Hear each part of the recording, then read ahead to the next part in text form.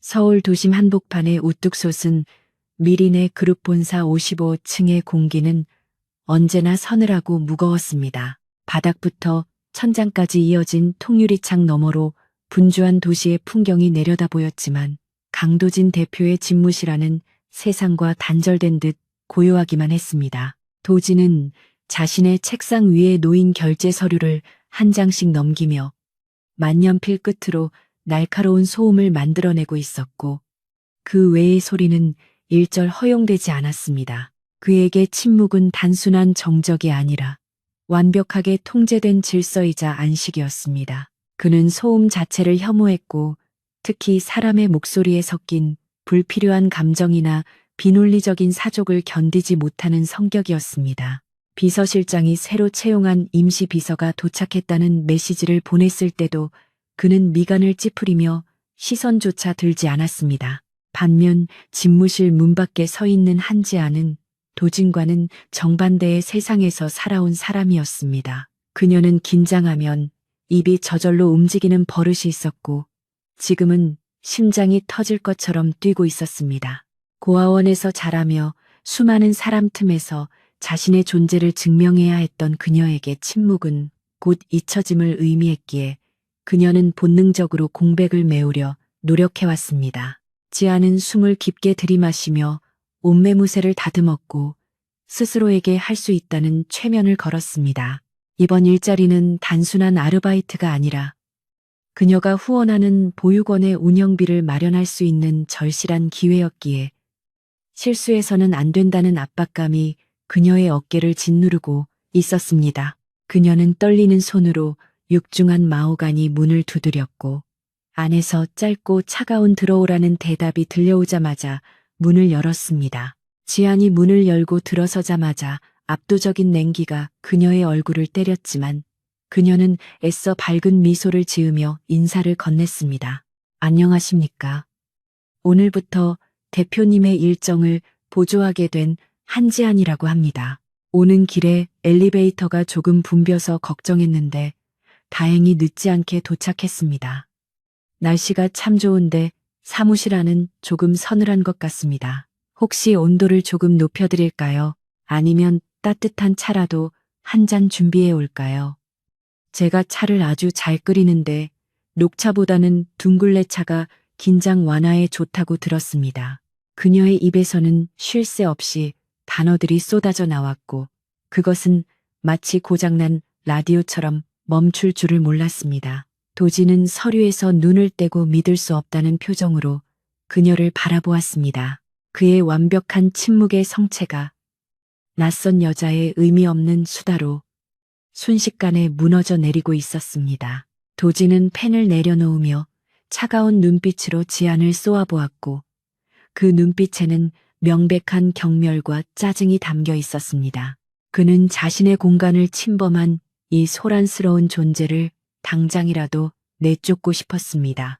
그가 입을 열어 해고를 통보하려는 찰나 책상 위에 인터폰이 요란하게 울리며 정적을 깼습니다. 그것은 긴급 임원회의 소집을 알리는 연락이었고 재무팀에서 보내온 핵심 데이터가 누락되었다는 보고였습니다.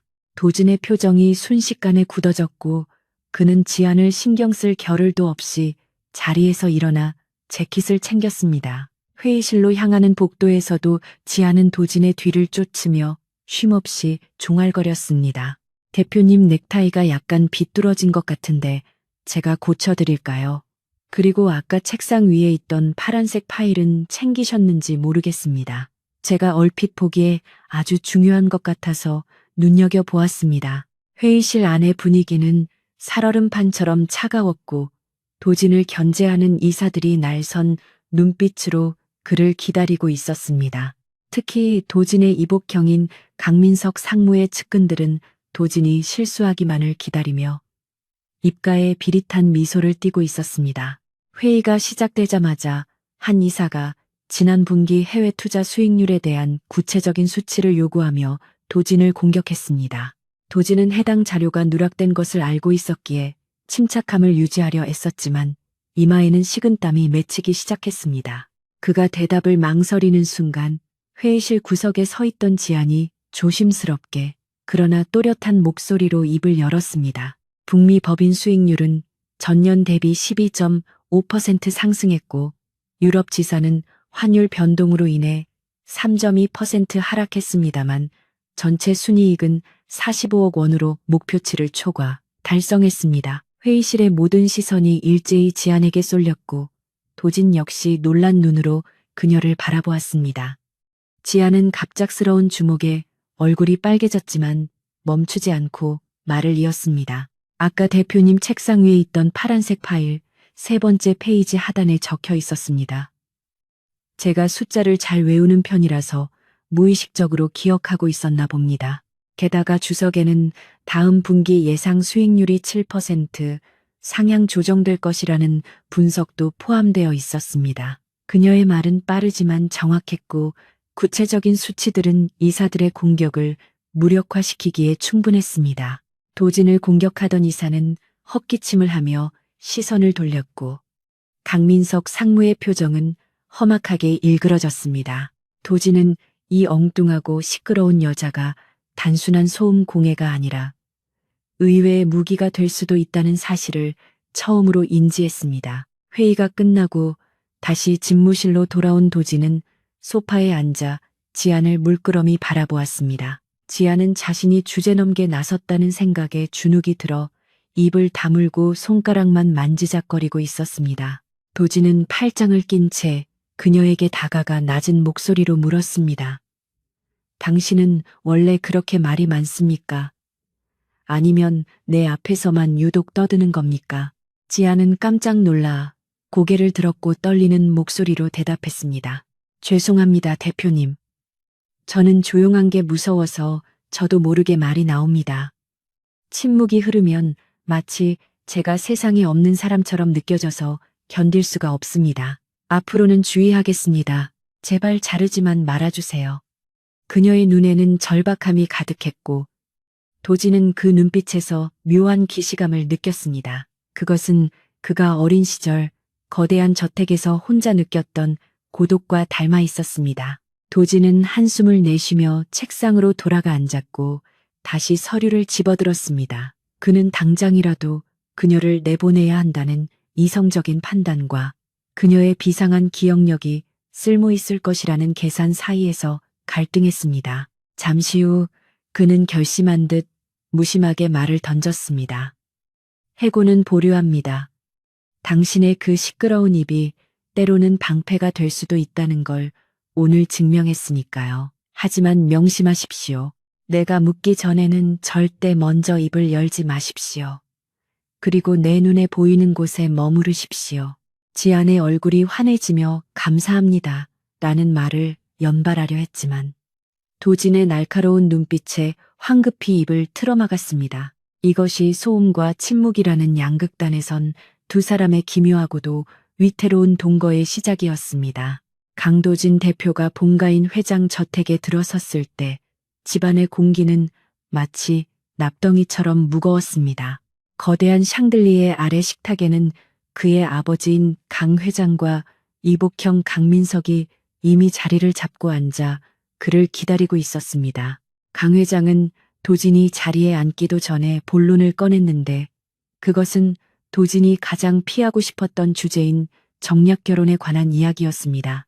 상대는 유통업계의 거물인 태산그룹의 막내딸이었고 이 결혼이 성사된다면 미린의 그룹의 지배 구조는 더욱 공고해질 것이라는 게 회장의 설명이었습니다.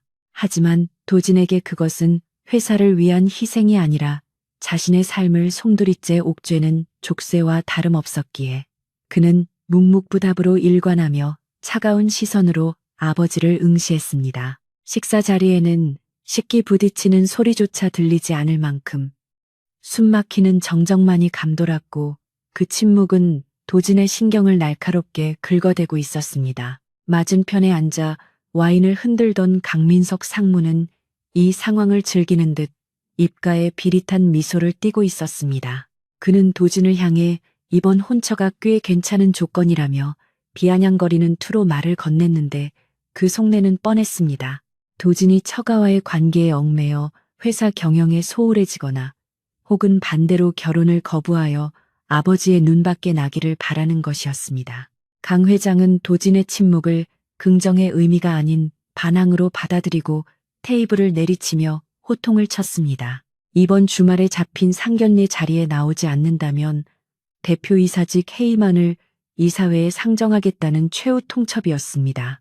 도진은 더 이상 이 숨막히는 공간에 머물 수 없어 자리를 박차고 일어났고 뒤에서 들려오는 아버지의 고함 소리를 무시한 채 저택을 빠져나왔습니다. 차가운 밤 공기조차 그의 답답한 속을 식혀주지는 못했습니다. 다시 회사 집무실로 돌아온 도진은 넥타이를 거칠게 풀어헤치며 소파에 몸을 던졌습니다. 모두가 퇴근한 늦은 시각이었지만 불 꺼진 비서실에는 아직 인기척이 남아 있었습니다.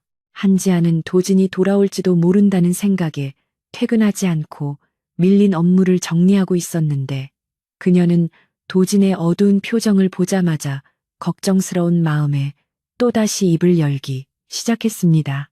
대표님 얼굴색이 꼭 상한 우유 같습니다. 저녁 식사는 제대로 하신 겁니까? 제가 편의점에서 삼각김밥이라도 사올까요? 아니면 죽이라도 끓여드릴까요? 스트레스 받을 때는 매운 게 최고인데 근처에 아주 매운 떡볶이를 파는 곳이 있습니다. 지안의 목소리는 고요했던 사무실을 순식간에 소란스럽게 만들었지만 이상하게도 도진은 그 소음이 싫지 않았습니다. 아버지의 강압적인 명령과 민석의 비열한 웃음소리가 지안의 수다에 묻혀 사라지는 기분이 들었기 때문입니다. 도진은 물끄러미 지안을 바라보다가 문득 기발하고도 엉뚱한 생각이 머리를 스치고 지나갔습니다. 태산그룹의 영애는 우아하고 교양 있는 모습을 중시하는 전형적인 상류층 여성이었기에 지안처럼 시끄럽고 종잡을 수 없는 부류와는 상극일 것이 분명했습니다. 만약 상견례 자리에 지안을 데리고 나간다면 그 완벽하고 엄숙해야 할 자리는 순식간에 아수라장이 될 것이고 상대방 쪽에서 먼저 결혼을 파기할 명분이 생길 것이라는 계산이 섰습니다. 도진은 지안의 쉼없는 수다를 손을 들어 제지하며 진지한 표정으로 그녀를 불렀습니다.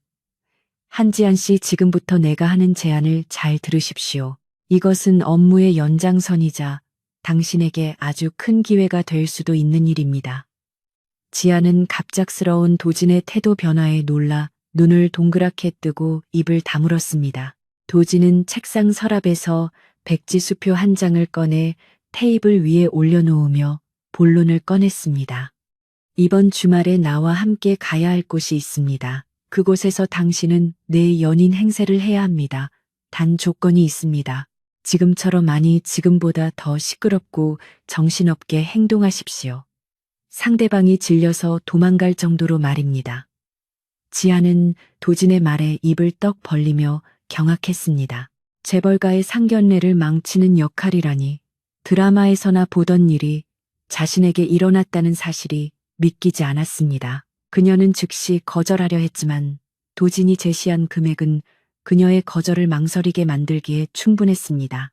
그것은 며칠 전 원장 수녀님으로부터 전해들은 보유건 건물 매입금과 정확히 일치하는 액수였기 때문입니다. 건물이 팔리면 아이들이 뿔뿔이 흩어질 위기에 처해 있었기에 지안에게는 선택의 여지가 없었습니다. 지안은 떨리는 손으로 수표를 바라보며 마른 침을 삼켰습니다. 그녀의 머릿속에서는 도덕적인 갈등과 현실적인 필요가 치열하게 싸우고 있었지만 결국 아이들의 웃는 얼굴이 승리했습니다. 그녀는 결심한 듯 고개를 들고 도진의 눈을 똑바로 쳐다보며 말했습니다. 좋습니다. 그 제안 받아들이겠습니다. 대신 제가 연기를 너무 잘해서 대표님이 창피해지더라도 저를 원망하시면 안 됩니다. 저는 한번 시작하면 끝을 보는 성격이라서 어설프게는 못합니다.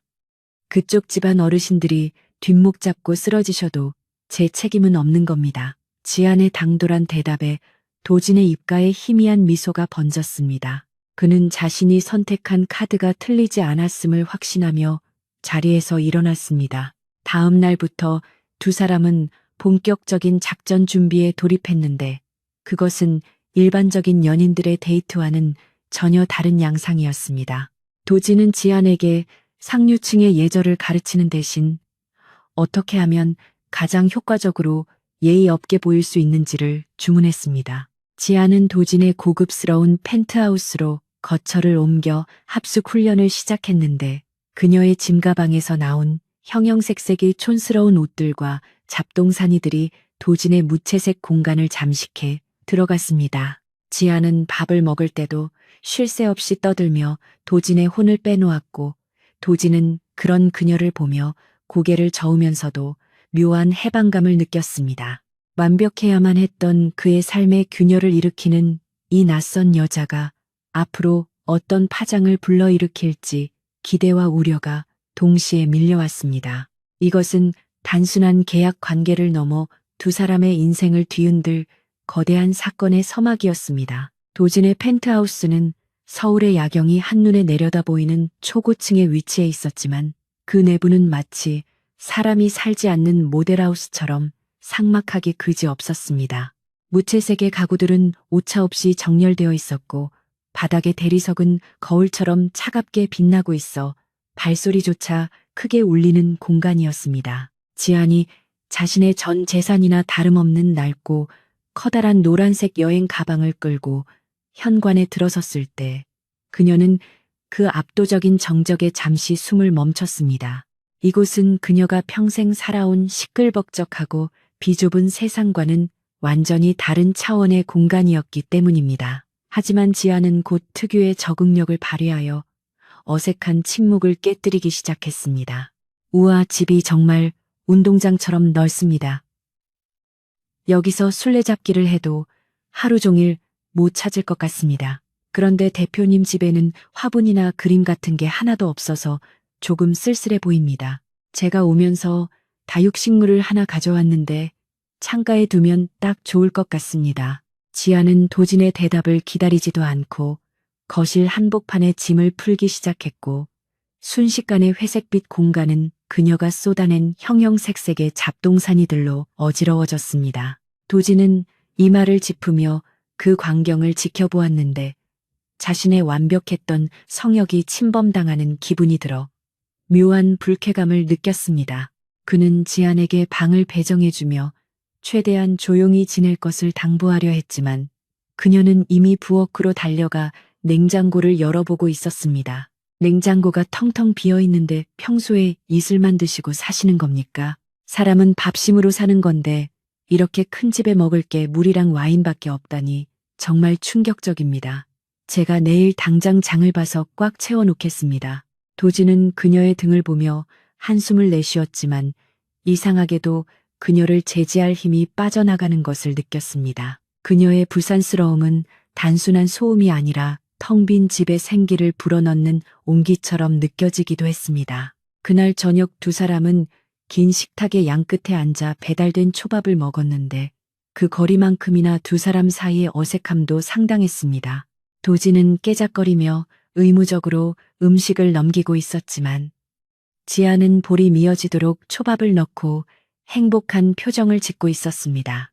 그녀는 먹는 와중에도 끊임없이 말을 이어갔는데 이번에는 음식에 대한 예찬부터 시작해서 보육원 아이들이 좋아하는 간식 이야기까지 주제가 종잡을 수 없이 흘러갔습니다. 도진은 평소라면 식사 예절을 지적하며 입을 다물게 했겠지만 오늘은 묵묵히 그녀의 이야기를 듣고 있었습니다. 그러다 문득 지안이 젓가락을 내려놓으며 씁쓸한 미소를 지었습니다. 사실 저는 맛있는 걸 먹으면 말이 더 많아집니다. 어릴 때는 식사 시간이 전쟁 같아서 빨리 먹고 내 몫을 챙겨야 했거든요. 그때 옆 친구랑 떠들면서 먹으면 경쟁하는 기분이 안 들고 다 같이 나누어 먹는 기분이 들어서 좋았습니다. 도진은 그 말에 젓가락질을 멈추고 지안을 바라보았는데 그녀의 눈빛에는 밝은 목소리와는 달리 깊은 그늘이 드리워져 있었습니다. 그는 처음으로 그녀의 수다가 단순한 버릇이 아니라 생존을 위한 처절한 몸부림이었을지도 모른다는 생각을 하게 되었습니다. 침묵 속에서 방치되는 것이 두려워 스스로 소리를 내어 자신의 존재를 확인해야 했던 어린 소녀의 모습이 그려졌기 때문입니다. 도진은 무심한 척 물잔을 들며 나직하게 물었습니다. 그래서 지금도 그렇게 떠드는 겁니까? 아무도 당신 밥그릇을 뺏지 않는데도 말입니다. 지아는 잠시 당황한 듯 눈을 깜빡이다가 고개를 끄덕였습니다. 내 습관이라는 게 참 무섭습니다. 조용하면 불안합니다. 누군가 저를 잊어버리고 두고 갈 것 같은 기분이 들어서 저 여기 있어요 라고 계속 신호를 보내는 겁니다. 시끄러우시죠? 죄송합니다. 그날 밤 도지는 평소처럼 불면증에 시달리며 침대 위를 뒤척이고 있었는데 창밖에서는 거센 비바람이 몰아치기 시작했습니다. 천둥 소리와 함께 번개가 번쩍일 때마다 도진의 몸은 경직되었고 식은땀이 흐르기 시작했습니다. 그는 어린 시절 폭풍우가 치던 밤 넓은 저택에 혼자 남겨져 공포에 떨었던 트라우마를 가지고 있었고 그 기억은 성인이 된 지금도 그를 괴롭히는 악몽이었습니다. 그는 귀를 막고 이불 속으로 파고들었지만 천둥 소리는 뇌리를 파고들어 그를 삼하였습니다. 그때 조심스럽게 방문이 열리며 지안이 들어왔습니다. 그녀는 겁에 질린 도진의 모습을 보고도 비명을 지르거나 호들갑을 떨지 않았습니다. 대신 그녀는 침대맡에 조용히 앉아 작은 스탠드 불을 켰고 그 따스한 불빛이 도진의 떨리는 어깨를 감쌌습니다. 지아는 도진에게 괜찮냐고 묻는 대신 나지막한 목소리로 이야기를 시작했습니다.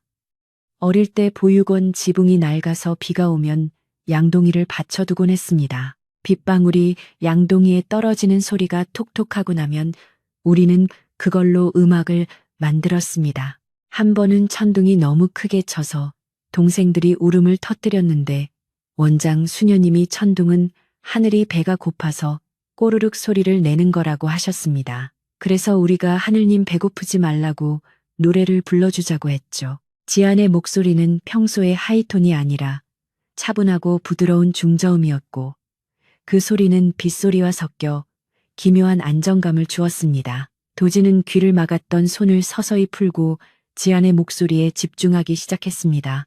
그녀의 이야기는 두서없고 유치했지만 그 속에 담긴 온기는 도진의 얼어붙은 공포를 녹이기에 충분했습니다. 도진은 지안이 들려주는 엉뚱한 동화 같은 이야기를 들으며 점차 호흡을 고르게 되었고 쿵쾅거리던 심장 박동도 안정을 되찾아갔습니다.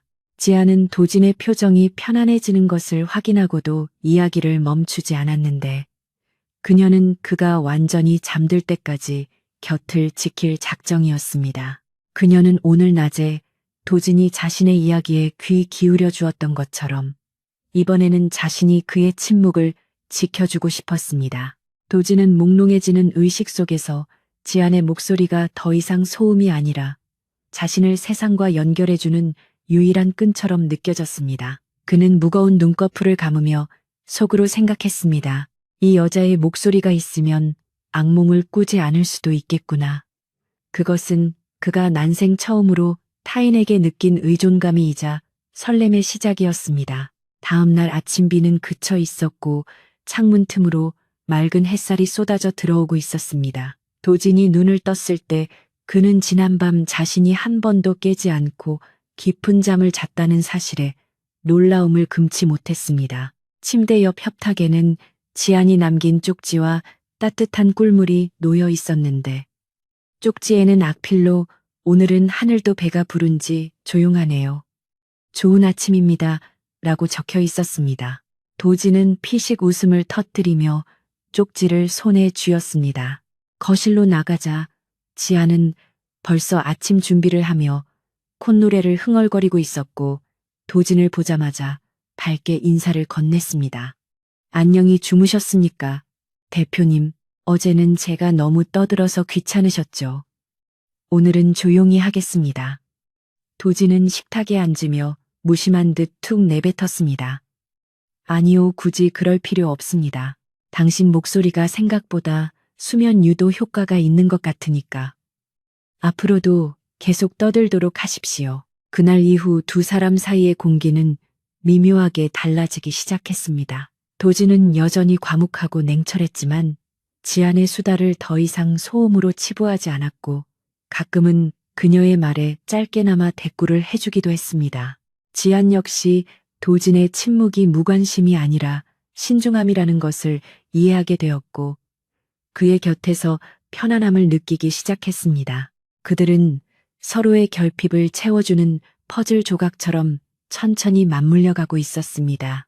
하지만 이러한 평화도 잠시 회사에서는 심상치 않은 기류가 흐르고 있었습니다. 강민석 상무가 지안의 뒷조사를 지시했던 흥신소 직원으로부터 보고서를 건네받는 장면이 은밀하게 목격되었기 때문입니다. 민석은 서류 봉투를 열어 지안의 보육원 기록을 확인하고는 회심의 미소를 지었습니다. 그는 이 초라한 배경을 가진 여자가 도진의 아킬레스건이 될 것임을 직감했고 다가오는 자선 경매 행사에서 거대한 폭탄을 터뜨릴 계획을 세우기 시작했습니다. 며칠 뒤 도진과 지안은 다가오는 자선 경매 행사를 위해 의상을 맞추러 청담동의 고급 부티크를 방문했습니다. 지안은 화려한 드레스들 사이에서 어쩔 줄 몰라 하며 계속해서 가격표를 확인하고 놀라움을 금치 못했습니다.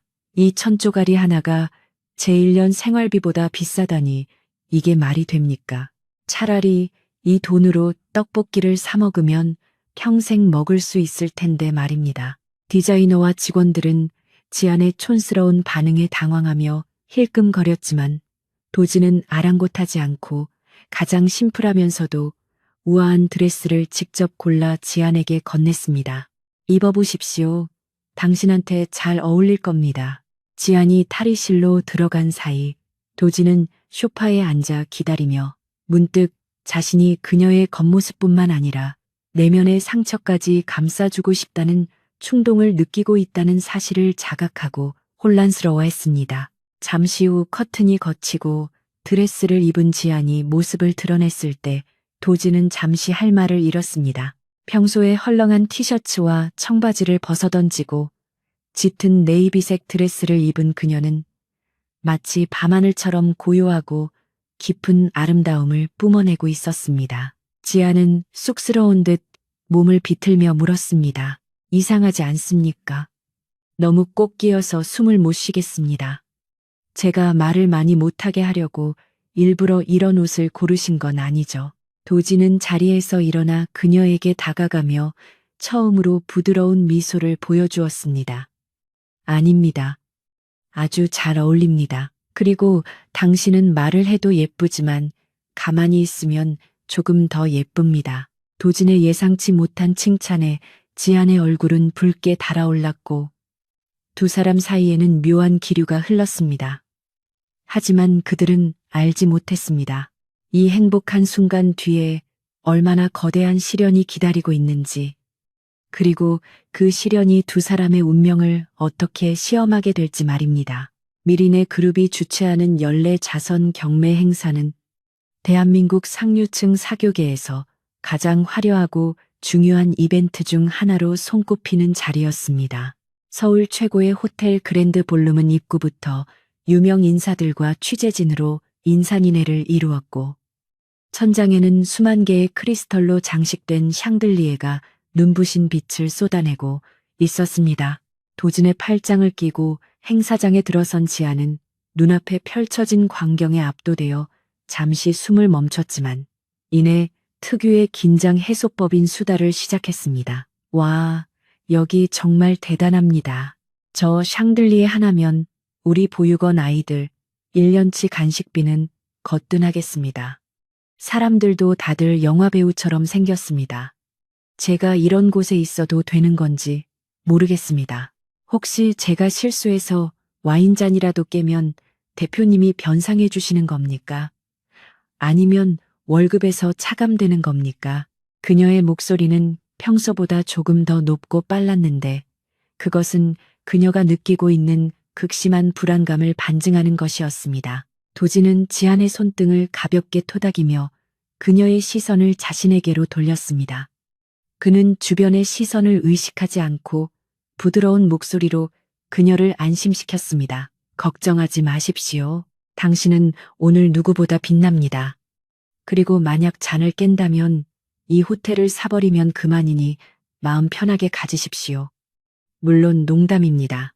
도진의 농담 아닌 농담에 지아는 풋하고 웃음을 터뜨렸고 덕분에 딱딱하게 굳어있던 어깨의 긴장이 조금은 풀리는 듯 했습니다.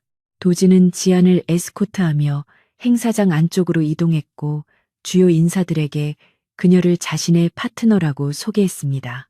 사람들은 도진의 곁에 있는 낯선 여인에 대해 호기심 어린 시선을 보냈지만 도진의 당당한 태도와 지안의 세련된 드레스, 자태 덕분에 감히 무례하게 구는 사람은 없었습니다. 두 사람은 겉보기에 완벽한 커플처럼 보였고 그 순간만큼은 서로에게 온전히 의지하고 있었습니다. 하지만 이 평화로운 풍경을 2층 발코니에서 내려다보고 있는 강민석 상무의 눈빛은 먹잇감을 노리는 맹수처럼 차갑게 번들거리고 있었습니다. 그는 손에 든 샴페인 잔을 빙글빙글 돌리며 옆에 서 있는 비서에게 나직하게 지시를 내렸습니다. 무대는 준비되었으니 이제 주인공을 끌어내려야지. 쥐새끼 한 마리가 들어와서 쌀독을 엎어버리는 꼴을 보여줘야 주주들이 도진이의 무능함을 깨닫게 될 거야. 타이밍을 잘 맞춰. 조금의 오차도 있어서는 안 돼. 민석의 계획은 치밀하고 잔인했습니다. 그는 단순히 지안을 망신주는 것을 넘어 그녀를 산업 스파이로 몰아 도진의 도덕성과 리더십에 치명타를 입힐 작정이었습니다. 비서는 고개를 숙여 알겠다는 신호를 보냈고 곧이어 어둠 속으로 사라졌습니다. 민석은 입가에 비릿한 미소를 띠며 도진과 지안이 있는 쪽을 향해 잔을 들어 올리는 실험을 했습니다. 경매가 시작되기 직전 도진에게 한 통의 전화가 걸려왔는데 그것은 해외 법인의 긴급한 안건을 논의하자는 주요 투자자의 호출이었습니다. 도진은 잠시 망설였지만 지안에게 금방 다녀오겠다는 말을 남기고 잠시 자리를 비울 수밖에 없었습니다. 지안은 혼자 남겨진다는 사실에 불안함을 느꼈지만 도진의 업무를 방해할 수는 없었기에 애써 밝은 표정으로 그를 배웅했습니다. 도진이 시야에서 사라지자마자 지안은 거대한 홀 한복판에 홀로 남겨진 섬처럼 고립감을 느꼈습니다. 그녀는 어색함을 감추기 위해 웨이터가 들고 지나가는 주스 잔을 집어 들려 했습니다. 바로 그때 지나가던 다른 웨이터가 발이 걸린 척하며 지안의 쪽으로 넘어졌고 쟁반에 있던 붉은 와인이 지안의 드레스 자락에 쏟아졌습니다. 요란한 소리와 함께 주변의 시선이 일제히 지안에게 쏠렸고 웨이터는 과도할 정도로 죄송하다며 허리를 숙였습니다. 지안은 당황하여 어쩔 줄 몰라 하며 괜찮다고 손사래를 쳤습니다. 웨이터는 냅킨으로 닦아주는 척하며 지안의 클러치백을 건네받았고 그 짧은 찰나의 순간에 미리 준비해둔 똑같은 모양의 클러치백과 바꿔치기를 감행했습니다. 지안은 옷을 수습하느라 정신이 팔려 자신의 가방이 바뀐 사실조차 인지하지 못했습니다. 웨이터는 재빨리 사라졌고 지안은 축축하게 젖은 드레스를 붙잡고 화장실로 가기 위해 발걸음을 옮겼습니다. 하지만 그녀가 몇 걸음 떼기도 전에 행사장 입구 쪽이 소란스러워지더니 보안 요원들과 강민석 상무가 들이닥쳤습니다. 음악 소리가 멈추고 장내에는 무거운 정적이 감돌았습니다. 민석은 마이크를 잡고 엄숙한 표정으로 말했습니다. 귀빈 여러분 죄송합니다. 방금 회사 기밀 문서가 외부로 유출되었다는 제보를 받았습니다. 보안을 위해 부득이하게 소지품 검사가 있겠습니다. 양해 부탁드립니다. 사람들은 웅성거리기 시작했고 분위기는 순식간에 험악해졌습니다. 보안 요원들은 마치 약속이라도 한 듯 지안에게 가장 먼저 다가왔습니다. 그들은 지안의 앞을 가로막으며 정중하지만 강압적인 태도로 가방을 보여달라고 요구했습니다.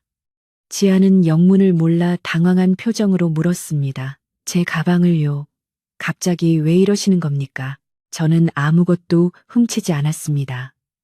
하지만 보안팀장은 대답 대신 지안의 손에서 클러치백을 낚아채듯 가져가 열어젖혔습니다. 가방 안에서 쏟아져 나온 것은 립스틱과 거울이 아닌 의문의 USB 메모리와 대외비 도장이 찍힌 서류 뭉치였습니다. 주변에서 경악에 찬 비명과 수군거림이 터져 나왔고 지안은 믿을 수 없는 광경에 입을 다물지 못했습니다. 그 서류는 오늘 경매에 나올 주요 물품들의 감정가와 입찰 예정가가 적힌 극비 문서였습니다. 강민석 상무는 마치 기다렸다는 듯 지안에게 다가와 혀를 차며 싸늘한 목소리로 비난을 퍼부었습니다.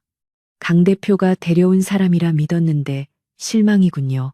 외부인을 함부로 들이더니 결국 이런 사단이 나는군요. 출신이 불분명한 사람을 곁에 두면 안 된다고 그렇게 충고했거늘.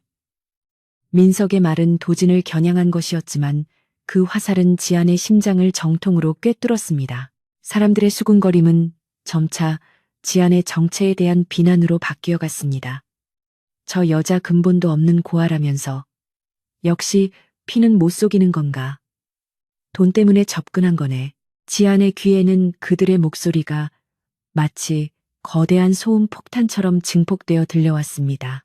그녀는 핏기가 완전히 사라진 얼굴로 고개를 저으며 아니라고 소리치고 싶었지만 극도의 공포감에 목소리가 나오지 않았습니다.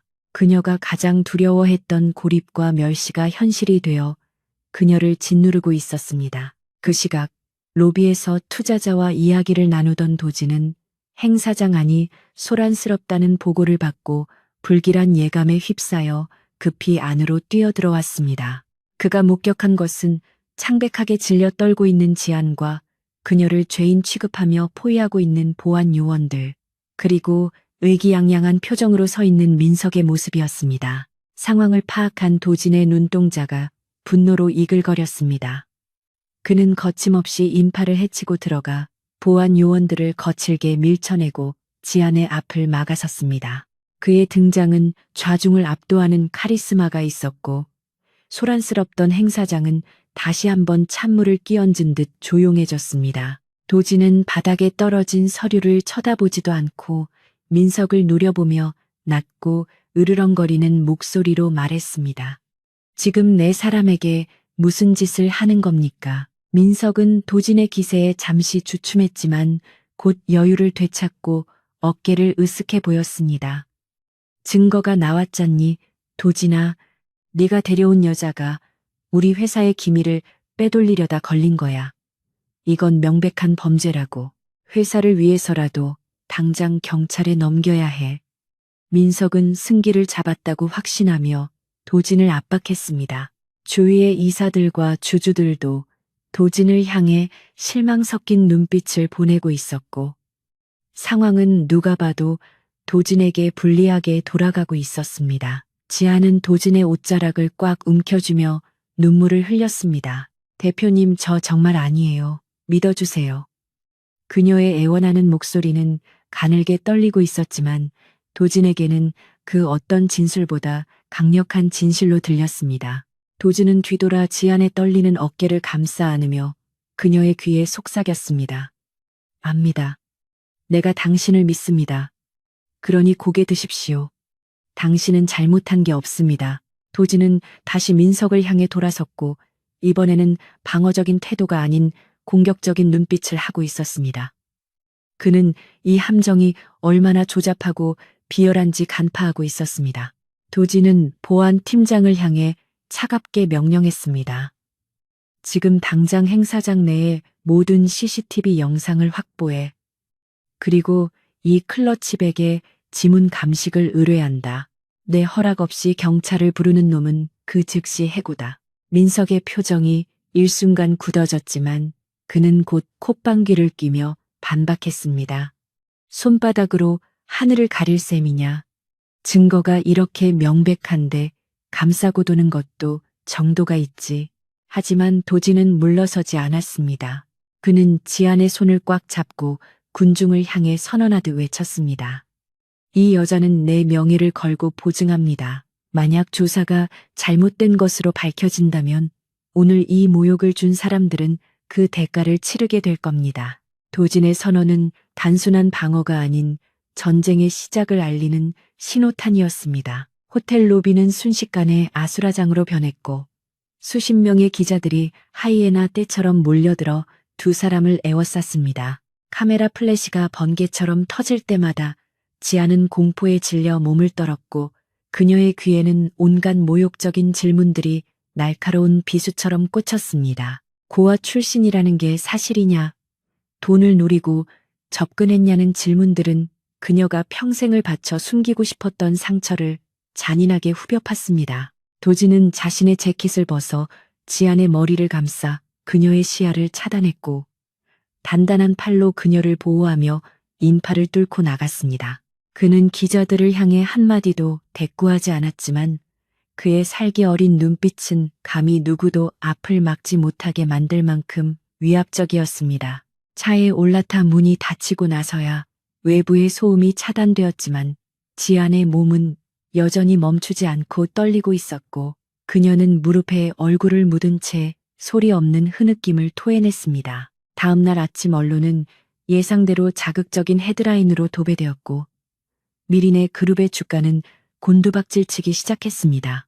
강민석 상무는 언론 플레이를 통해 지안을 희대의 꽃뱀이자 산업 스파이로 몰아갔고 이사회를 소집해 도진의 해임을 건의했습니다. 펜트하우스에 고립된 지안은 스마트폰 화면을 채운 악성 댓글들을 보며 자신이 도진에게 씻을 수 없는 오점을 남겼다는 죄책감에 시달렸습니다. 그녀는 도진이 잠든 사이에 몰래 짐을 챙겨 떠나기로 결심하고 현관문을 열려 했습니다. 하지만 언제 일어났는지 도진이 그녀의 손목을 거칠게 낚아챘습니다. 그의 눈은 충혈되어 있었고 목소리에는 분노와 안타까움이 뒤섞여 있었습니다. 도망치는 건 비겁한 짓입니다. 내가 당신을 믿는다고 말했을 텐데 왜 당신은 나를 믿지 못하고 혼자 모든 걸 짊어지려 합니까? 지아는 눈물을 흘리며 도진의 손을 뿌리치려 애썼지만 그의 악력은 조금도 느슨해지지 않았습니다. 대표님, 저 때문에 대표님까지 망가지는 걸 볼 수 없습니다. 사람들은 진실에는 관심이 없고 제가 고아라는 사실만 물어뜯고 있습니다. 저는 그냥 제자리로 돌아가겠습니다. 그러니 제발 저를 놓아주세요.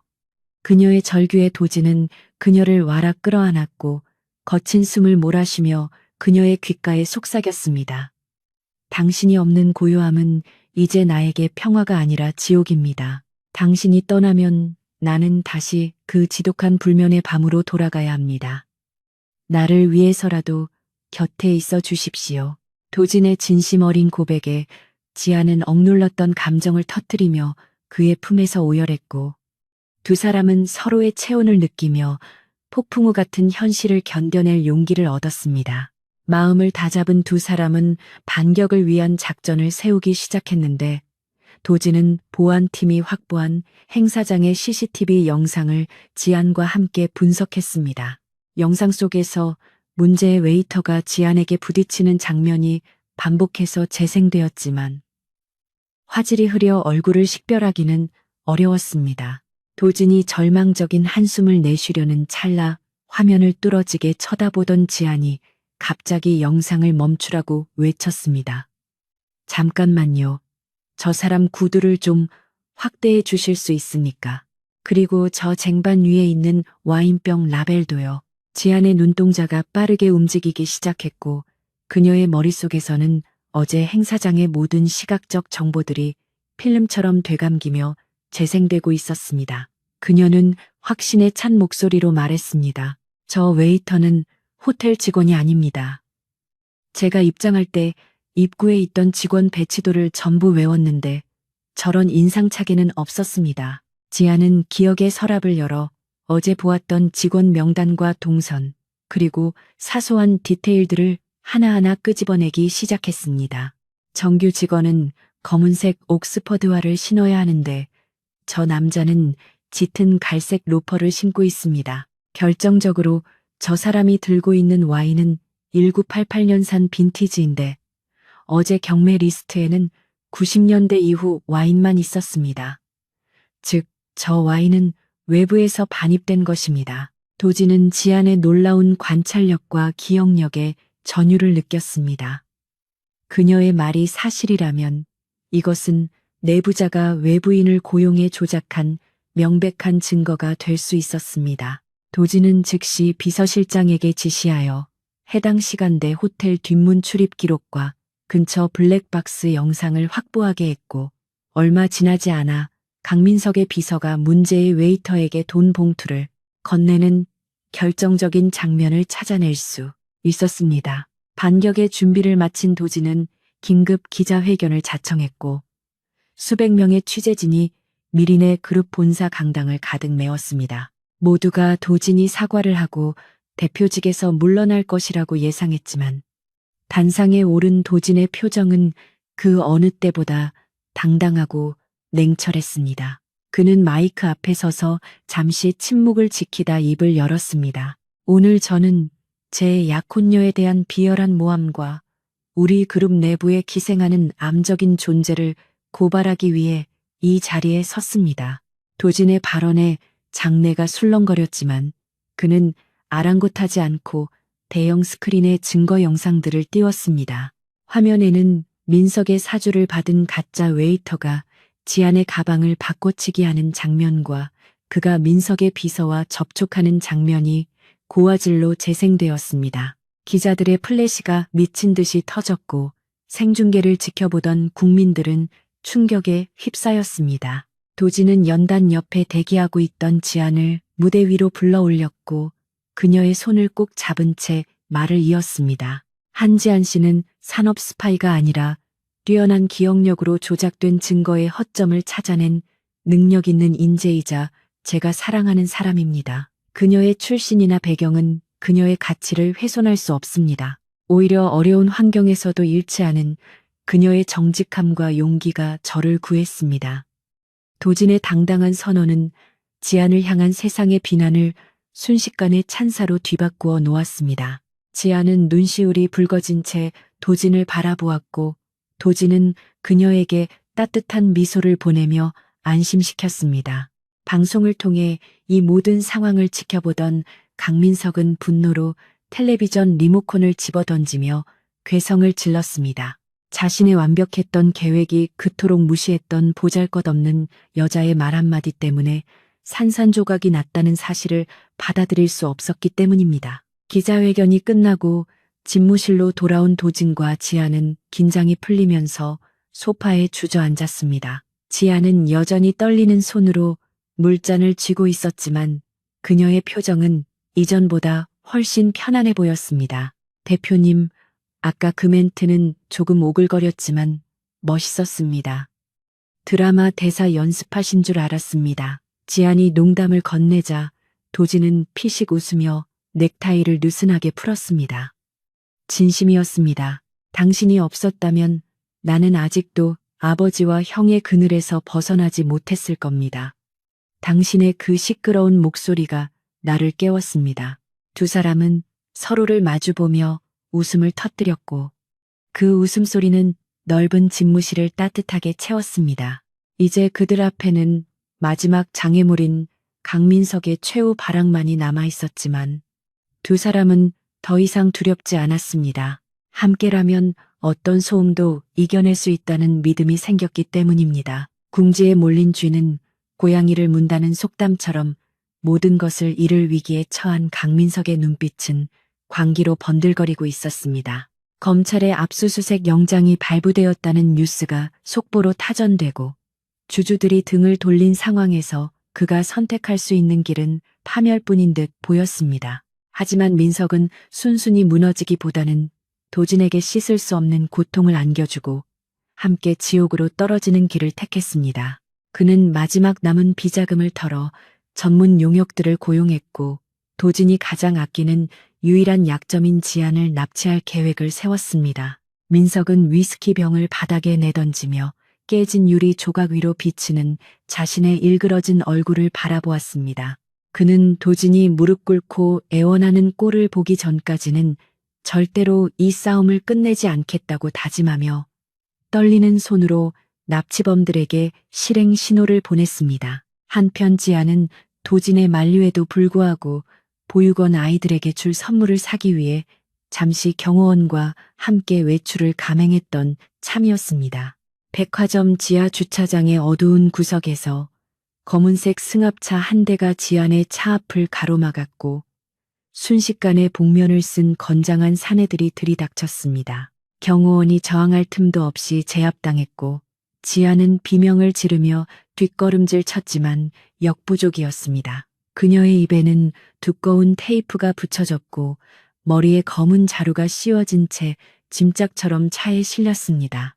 공포가 엄습해 몸이 덜덜 떨렸지만 지아는 정신을 잃지 않으려 안간힘을 썼습니다. 그녀는 차가 이동하는 방향과 회전 횟수 그리고 들려오는 소음들을 필사적으로 기억하려 애썼는데 이는 그녀가 살아남기 위해 할 수 있는 유일한 저항이었습니다. 회의 도중 비서실장으로부터 지안이 납치되었다는 비보를 전해들은 도진의 세상은 순식간에 정지했습니다. 평소 냉철함의 대명사였던 그였지만 이번만큼은 이성을 유지할 수 없었고 책상을 내리치며 자리를 박차고 일어났습니다. 곧이어 민석으로부터 전화가 걸려왔고 수화기 너머로 들리는 비릿한 웃음소리는 도진의 핏줄을 곤두서게 만들었습니다. 민석은 도진에게 경찰에 알리지 말고 경영권 포기각서와 인감도장을 지참해 인천의 폐공장으로 혼자 오라고 협박했습니다. 도진은 망설임 없이 차키를 집어들었고 주차장으로 달려가 자신의 스포츠카에 시동을 걸었습니다. 그는 엑셀러레이터를 끝까지 밟으며 도심을 질주했고 그의 머릿속에는 오직 지안을 구해야 한다는 생각 하나만이 가득 차 있었습니다. 인천 외곽에 버려진 화학공장은 을씨년스러운 바람소리와 녹슨 철골 구조물들이 만들어내는 기괴한 그림자로 가득했습니다. 공장 내부의 희미한 조명 아래 민석은 의자에 묶인 지안을 인질로 잡고 있었고 그 주변에는 흉기를 든 사내들이 도진을 기다리고 있었습니다. 지안은 입이 막힌 채 공포에 질린 눈으로 눈물을 흘리고 있었지만 도진이 공장 문을 열고 들어오는 순간 안도감과 걱정이 뒤섞인 눈빛을 보냈습니다. 도진은 거친 숨을 몰아쉬며 민석을 노려보았고 그의 손에는 민석이 요구한 서류 가방이 들려 있었습니다. 민석은 킬킬거리며 도진을 조롱했습니다. 천하의 강도진이 여자 하나 때문에 제 발로 사지에 들어오다니 정말 감동적이구나. 어서 그 가방 이리 넘기고 무릎 꿇어. 도진은 천천히 민석에게 다가가며 가방을 바닥에 던졌고 시선은 오직 지안에게 고정되어 있었습니다. 그는 민석이 가방을 확인하기 위해 시선을 돌린 찰나의 순간을 놓치지 않고 짐승처럼 달려들었습니다. 도진의 주먹이 민석의 턱을 강타했고 공장은 순식간에 아수라장으로 변했습니다. 대기하고 있던 용역들이 일제히 도진에게 달려들었지만 분노로 각성한 도진은 평소에 그답지 않게 무자비한 폭력을 휘둘렀습니다. 그는 쇠파이프를 든 사내의 팔을 꺾고 발차기로 상대를 제압하며 지안에게 접근하려 했습니다. 하지만 수적 열쇠는 분명했고 도진의 얼굴과 셔츠는 점차 붉은 피로 물들어가기 시작했습니다.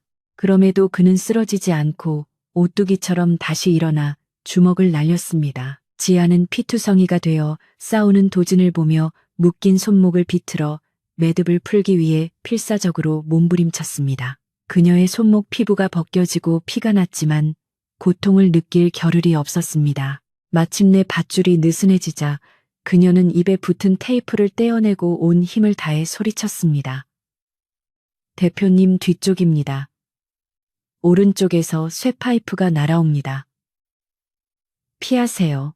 지안의 목소리는 난투극의 소음 속에서도 도진의 귀에 정확히 꽂혔고 도진은 그녀의 지시에 따라 본능적으로 몸을 피하며 반격을 가했습니다. 그녀의 수다스러운 목소리가 이번에는 도진의 눈이 되어 그를 보호하는 레이더 역할을 하고 있었습니다. 지아는 묶여있던 의자를 들어 쓰러진 용역의 발을 내리찍는 등 자신이 할 수 있는 모든 방법으로 도진을 도왔습니다. 민석은 자신의 부하들이 하나둘씩 쓰러지자 당황하여 바닥에 떨어진 잭나이프를 집어들고 지안을 향해 달려들었습니다. 도진은 그 모습을 보고 자신의 몸을 날려 민석을 덮쳤고 두 사람은 엉겨붙어 바닥을 뒹굴었습니다.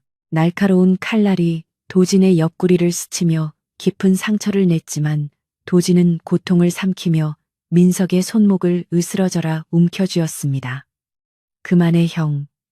이미 끝났어. 도진의 으르렁거리는 목소리에 민석은 악을 쓰며 저항했지만 이미 힘이 빠진 상태였습니다. 도진은 마지막 힘을 짜내어 민석을 제압하고 칼을 멀리 걷어찼습니다. 그 순간 요란한 사이렌 소리와 함께 경찰 특공대가 공장 안으로 진입했고 상황은 종료되었습니다.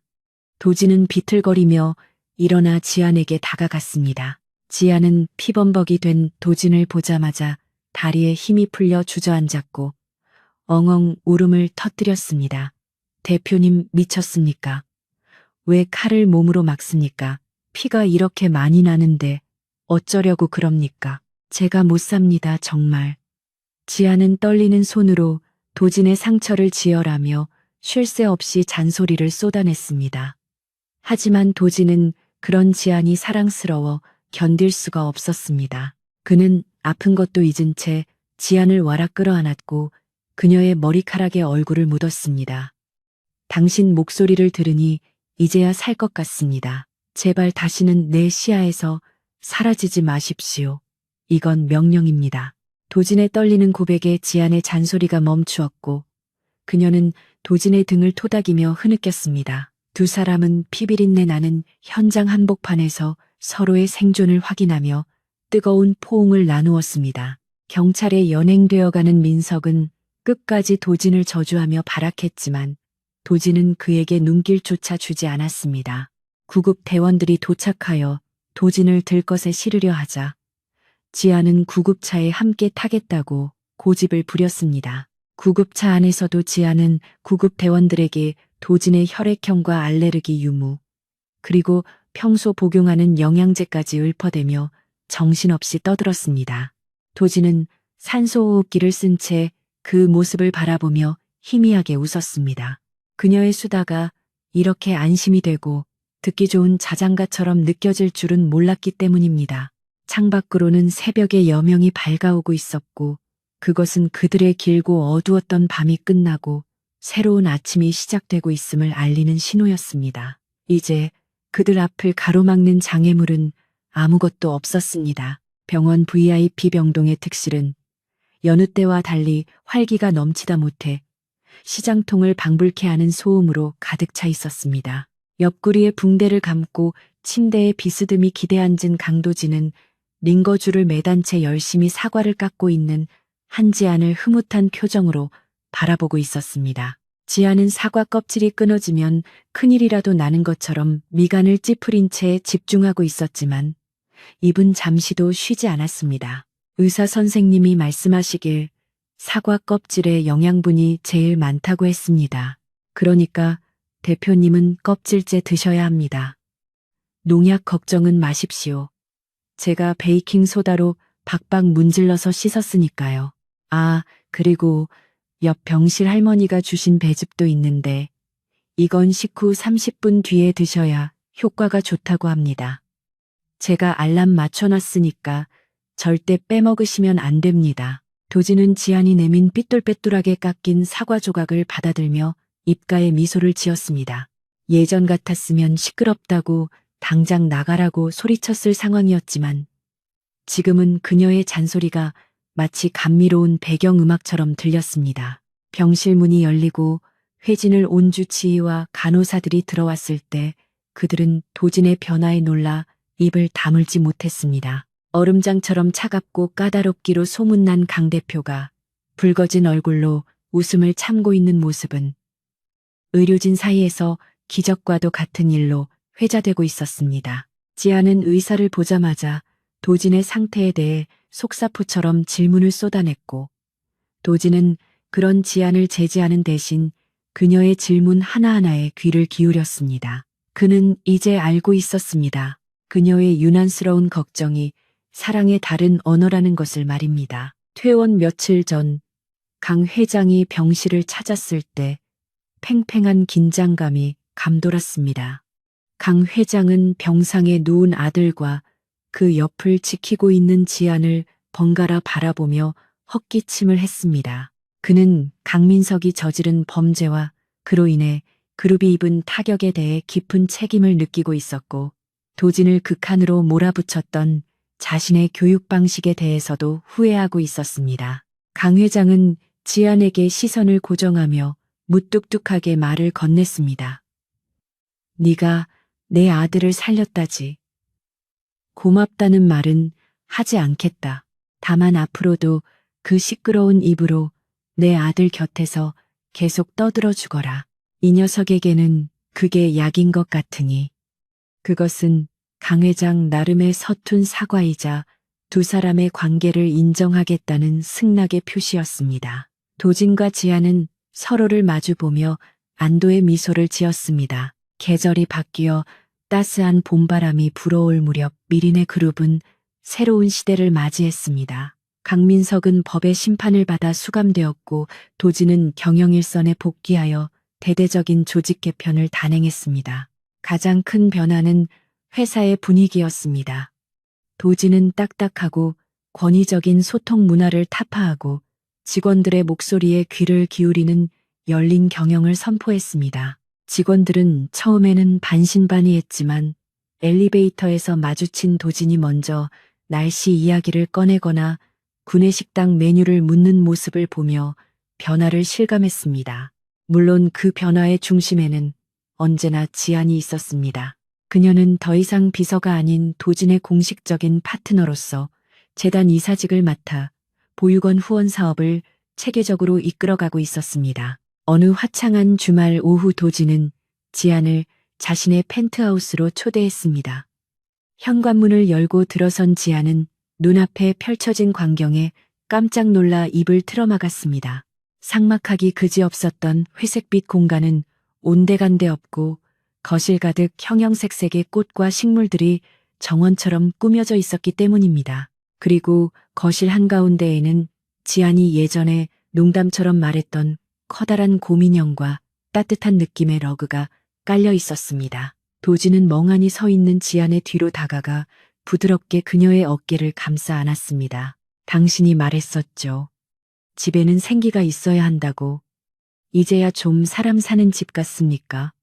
지아는 감동에 젖어 눈시울이 붉어졌지만 습관처럼 농담을 던졌습니다. 세상의 꽃집을 통째로 옮겨오신 겁니까? 물 주는 데만 하루 종일 걸리겠습니다.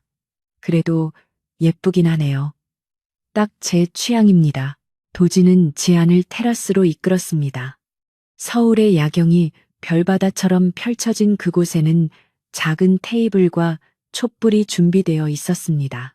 두 사람은 와인을 나누어 마시며 지난 시간들을 회상했습니다.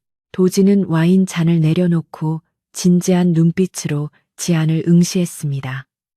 지안은 분위기가 심상치 않음을 감지하고 긴장하여 침을 꿀꺽 삼켰습니다. 그녀는 이 중요한 순간을 망치지 않기 위해 입을 꾹 다물고 숨소리조차 내지 않으려 노력했습니다. 도진은 그런 그녀의 모습에 피식 웃음을 터뜨리며 말했습니다. 왜 조용히 있습니까? 평소처럼 떠들어 주십시오.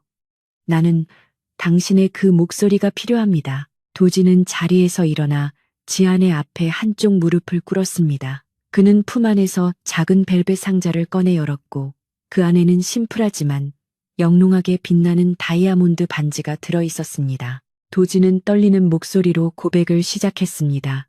한지안 씨, 당신을 만나기 전까지 내 세상은 완벽하게 통제된 무성 영화와 같았습니다.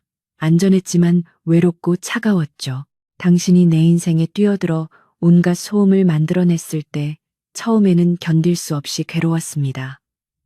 하지만 이제는 알게 되었습니다. 그 소음이 바로 내 심장을 뛰게 만드는 생명의 소리였다는 것을요. 당신이 없는 침묵은 이제 나에게 아무런 의미가 없습니다. 지안의 눈에서 참았던 눈물이 뚝뚝 떨어졌습니다. 그녀는 흐르는 눈물을 닦을 생각도 하지 못한 채 도진의 말을 경청했습니다. 도진은 지안의 손을 잡고 반지를 끼워주며 말을 이었습니다.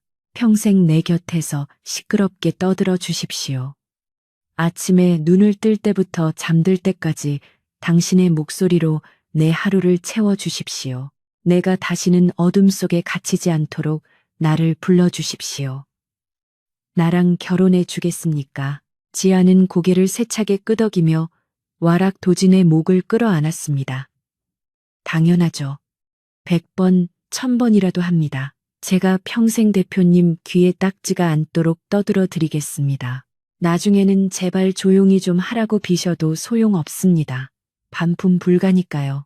두 사람은 밤하늘 아래서 뜨겁게 입을 맞추었고 그 순간 테라스 너머로 불꽃놀이가 시작되어 밤하늘을 화려하게 수놓았습니다. 그것은 도진이 준비한 것이 아니었지만 마치 세상이 두 사람의 앞날을 축복하는 듯한 우연이었습니다. 지아는 입술이 떨어지자마자 또다시 감탄사를 연발하며 불꽃놀이에 대해 떠들어대기 시작했고 도진은 그런 그녀를 사랑스럽게 바라보며 그녀의 이마에 다시 한번 키스했습니다. 그의 불면증은 완전히 사라졌고 이제 그에게 밤은 두려움의 시간이 아니라 사랑하는 사람의 숨소리를 듣는 평온의 시간으로 바뀌어 있었습니다.